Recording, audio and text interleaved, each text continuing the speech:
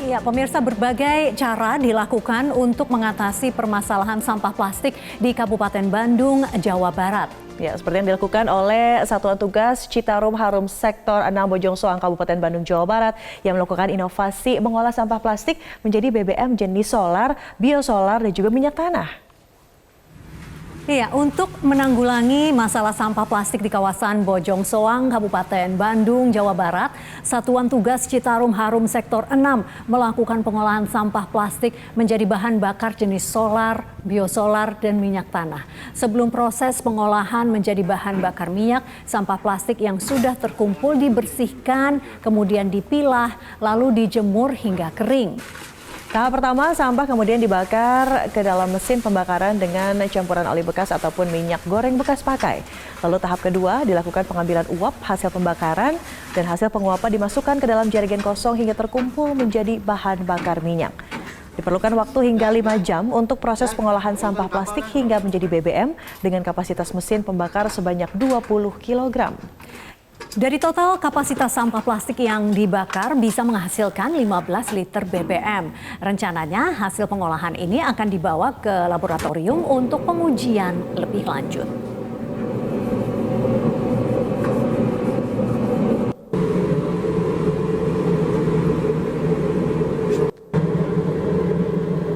Ya, untuk mengetahui lebih jauh mengenai aktivitas sekaligus proses pengolahan limbah plastik menjadi BBM, ya, kita akan langsung berbincang dengan Kolonel Arhanud Dodo Irmanto, Wakil Komandan Pusdik Pusen Arhanud Kodiklat TNI AD yang membawahi Satgas Citarum. Selamat siang Pak Dodo, apa kabar? Selamat siang Mbak Vivi, Mbak Widya. Pak Dodo, inovasi akhirnya terbentuk, ide untuk akhirnya mengolah sampah ini menjadi bahan bakar ini dari mana prosesnya Pak? Awalnya ini karena dari keprihatinan kita. Memasuki tahun ketiga, kami berada di Satgas Citarum Harum. Tiap hari yang kami lihat ini sampah plastik sangat banyak sekali. Dan plastik ini kan sulit terurai, hingga ratusan tahun baru bisa terurai. Sehingga kami mencari beberapa alternatif untuk bisa mencari solusi untuk mengatasi sampah plastik ini. Difasilitasi oleh Kasdam 3 Siliwangi, Brigjen Renik Kunto Arifibowo. Kami akhirnya ketemu dengan teman-teman dari Duck Manufacture yang berada di Solo, di mana mereka sedang mengembangkan alat untuk merubah plastik menjadi BBM. Dari situ kami berbincang-bincang, akhirnya terwujudlah alat ini untuk merubah plastik menjadi BBM.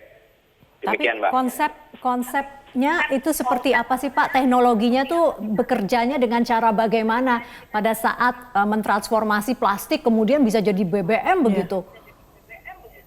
Ya, ada 2 tahapan Mbak. Tahapan pertama, jadi di alat tersebut ada 2 tangki. Tangki yang pertama ini memuat plastik, di mana plastik tersebut itu syaratnya harus kering. Kapasitas tangki pertama ini kurang lebih maksimal 20 kg.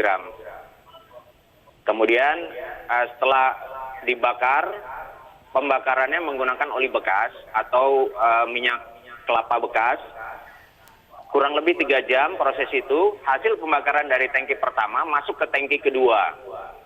Nah, nanti setelah pembakaran di tangki pertama selesai, setelah 3 jam, baru kita mulai proses tahap kedua, membakar hasil pembakaran dari tahap pertama yang berupa minyak mentah itu dibakar selama kurang lebih 2 jam. Itu akhirnya nanti akan keluar dari keran, ada 3 keran di situ, keluar biosolar, kemudian solar dex, dan minyak tanah. Oke Pak, tapi yang saya perhatikan ini kan ada proses pembakaran yang panjang begitu ya. Yang satu tadi 3 jam, yang satu 5 jam. Terkait juga polusi udara, ini apa kabar Pak? Tidak ada Mbak, jadi dari hasil pembakaran tersebut, semua hasil pembakaran dari tangki pertama masuk ke tangki kedua, itu berupa uap, kemudian dia berubah menjadi cair di situ. Sebentar Pak, sekarang gini, kalau misalnya proses pembakaran kan pasti ada asapnya begitu ya Pak, jadi yang ditangkap itu asapnya? Oh, iya, betul. Oke. Jadi tidak dibiarkan keluar, tapi justru asapnya diambil untuk akhirnya dibakar lagi menjadi solar, biosolar, dan minyak tanah, begitu ya Pak? Betul Mbak, iya.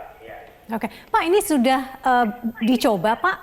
BBM yang dihasilkan, biosolar yang dihasilkan, apa sudah digunakan di kendaraan bermotor begitu?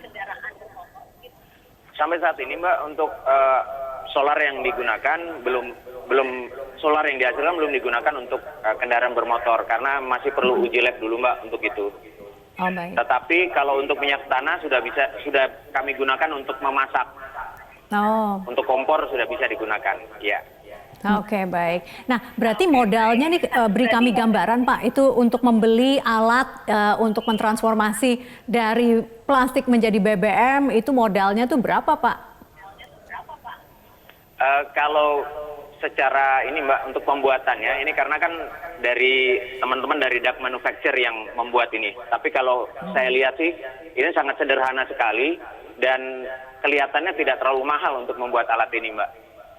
Oh, oke. Tapi Pak, alat-alatnya ini memang bisa dibuat di dalam negeri atau harus dibeli beberapa elemen atau juga spare partnya di luar atau seperti apa, Pak? Enggak, Mbak.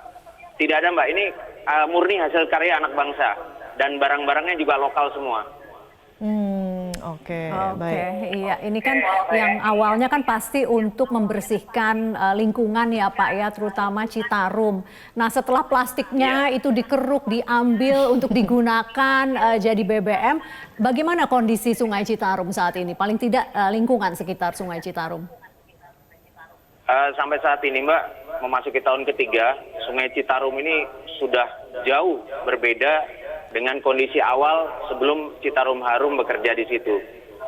Tahun 2018 awal itu Sungai Citarum dipenuhi sampah dan sedimentasi.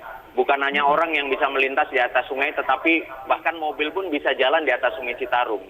Tapi kalau sekarang mungkin Mbak berkunjung ke sana, Sungai Citarum sudah normal menjadi sungai kembali. Oke, jadi ini awalnya katanya bahkan bisa mobil berjalan di atas sungai, saking penuhnya begitu ya Pak ya?